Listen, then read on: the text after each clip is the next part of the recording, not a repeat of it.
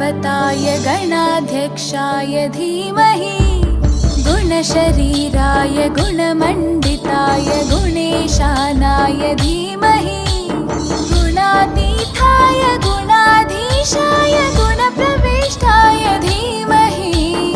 एकदन्ताय वक्रतुण्डाय गौरीतनयाय धीमहि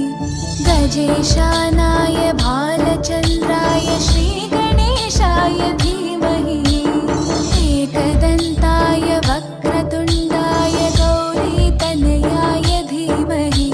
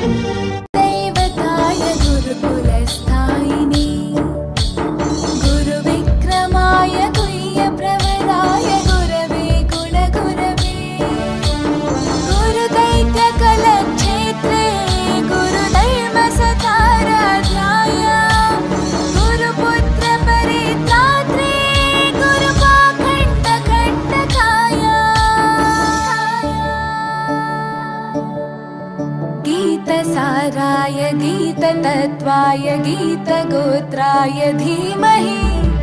गूढगुल्फाय गन्धमत्ताय गोजयप्रदाय धीमहि गुणातीताय गुणाधीशाय गुणप्रविष्टाय धीमहि